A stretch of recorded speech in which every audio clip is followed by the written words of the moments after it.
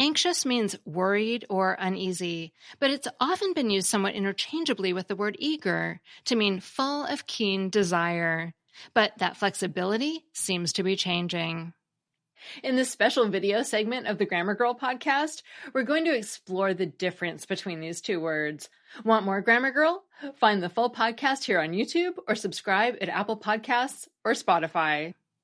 We got the word anxious directly from Latin, where it meant essentially the same thing: worried, disturbed, uneasy, and so on. Eager, on the other hand, comes directly from French, and an interesting usage quirk is that although French did have the full of keen desire meaning, it had many more negative meanings for the word. The Oxford English Dictionary mentions severe, fierce, savage, pungent, strenuous, and more.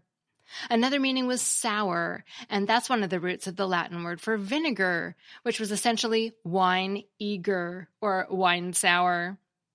English also had many negative meanings for eager in the beginning, but they've mostly become obsolete, rare, or regional. Today in English, when you hear the word eager, you think of positive emotions. In the recent past, let's say the early 1900s, usage writers started making a big deal about not using anxious to mean eager. You were eager to take your apples to the market to sell if it was just for some extra money, but you would have been anxious about taking your apples to market if you absolutely had to get a certain amount of money for them to be able to survive the winter.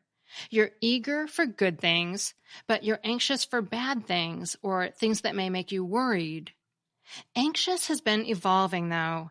By 10 or 15 years ago, many people were using the words interchangeably. 3 major dictionaries imply that it's okay to use anxious to mean eager, from dictionary.com saying it's fully standard, to the American Heritage Dictionary saying in 2014 that resistance was waning.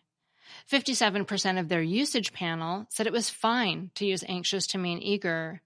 And the most recent edition of Garner's Modern English Usage says using anxious to mean eager is ubiquitous. However, I have seen indications that resistance to using anxious to mean eager is actually growing again, which is very uncommon. When a word starts becoming accepted, it usually continues to become more accepted. But in this case, cultural factors are becoming stronger than linguistic factors. I recently did a poll on Facebook, and only 43% of the people who responded said it was okay to use anxious to describe an event someone was looking forward to. 14% fewer than the American Heritage Dictionary usage panel in 2014. That was surprising to me. But after reading the comments, sometimes, yes, it does pay to read the comments, it became more clear.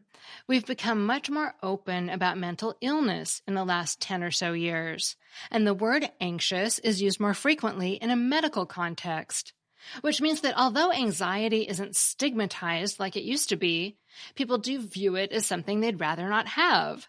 If you're going to the doctor and getting a prescription for being anxious, you're not going to associate that word with happy feelings or being full of keen desire.